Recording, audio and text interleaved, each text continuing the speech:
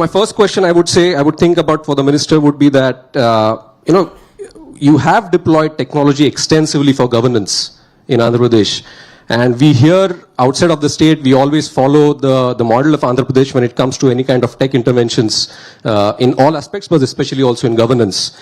So, can you give us a sense of the outlook towards tech-enabled governments, where we stand right now?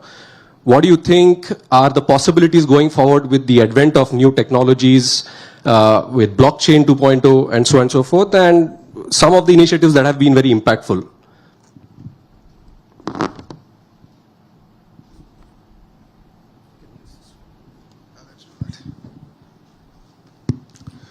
Thank you very much. Thank you for having me here. You pretty much answered the first question with explaining about Manamitra, so I'll not go back to it. But in Andhra Pradesh, we use technology as an enabler to sort of take not only policies to the citizen, but actually look at how we can serve them better. While other states have different maturity levels, Andhra, I believe, is a bit ahead on the curve. If you look at a few examples, I mean, we can go about it all day, but I would like to give a few specific examples of what we are trying to do in Andhra Pradesh.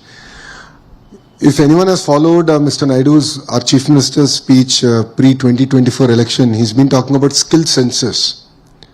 While entire country has been talking about caste census, he's been talking about skill census.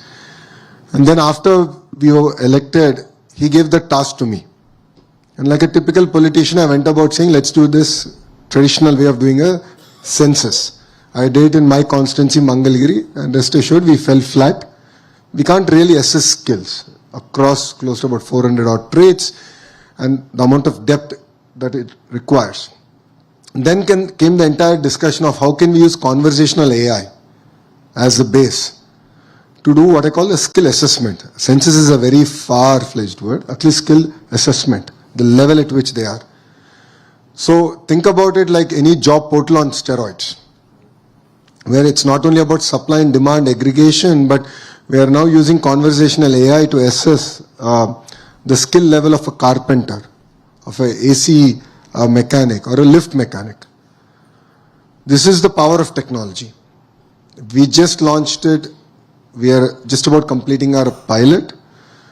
Before India hosts the AI conference, I think in March, we expect at least about 500,000 youngsters to actually be assessed.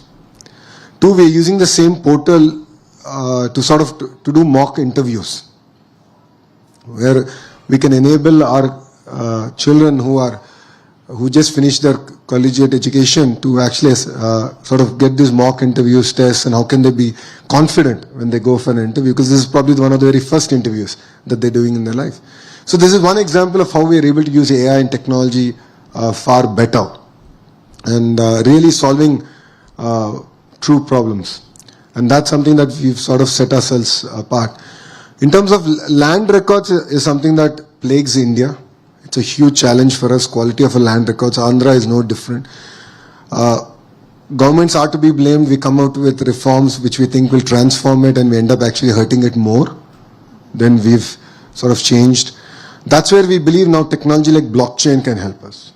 So we are in the process now to bring all land records onto blockchain, where there is traceability, because historically technology has been used to change titles overnight for a period of 24 hours and then revert it. So these are things that we've also struggled with as a state, and that's where blockchain is being used. Government services being delivered.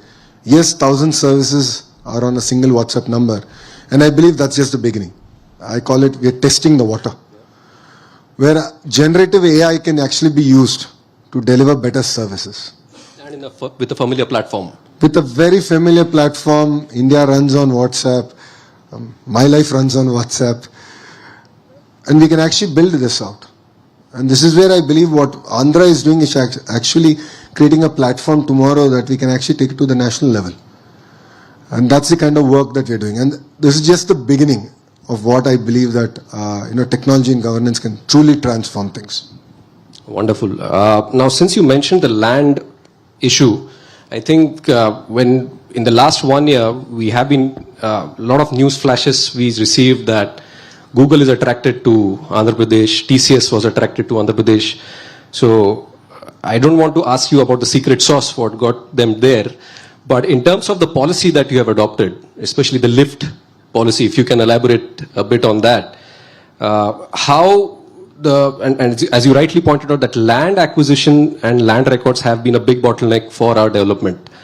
So how Andhra Pradesh is looking at that, being a state subject, Andhra Pradesh, what policies Andhra Pradesh has adopted, whether technology interventions have been used there to enable, such large corporates to enter the market, enter the state and have the right access when it comes to land, and land should not become a bottleneck. I think that has been your flagship policy. So, two questions. I'll answer the first one. Why Andhra Pradesh? Three distinct reasons. One, we have a leadership with proven track record. Mr. Naidu, our Chief Minister, requires no introduction. He's built Cyberabad. He's doing that magic all over again in Andhra Pradesh, this time decentralized. Number one. Number two, speed of doing business. So once we agree that a project is going to be done in Andhra Pradesh, it no longer is an entrepreneur's project, it becomes a shared vision. So we live, we dream, we work with them in terms of execution.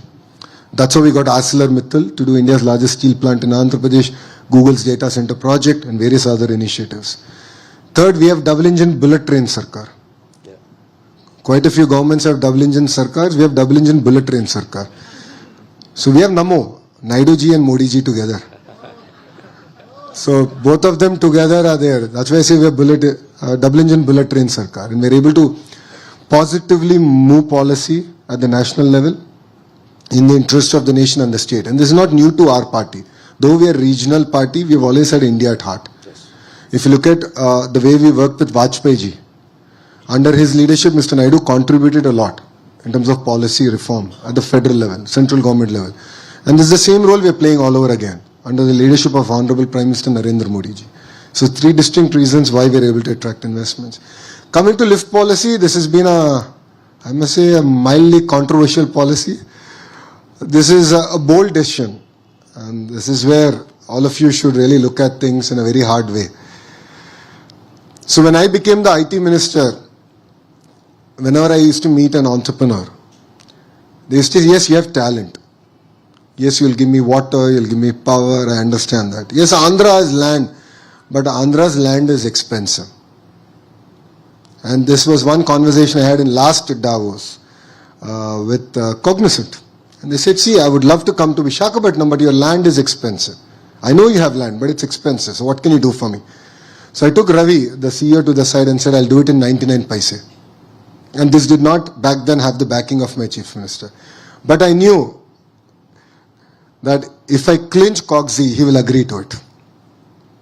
So this was my promise to Ravi, saying that I'll give it to you at 99 paise. It's not a lease, it is not per acre, it's whatever extent of land you need. And we have a rule, we have to create 500 jobs for every acre of land we give. As long as you deliver on that promise, I'll give it to you at 99 paise.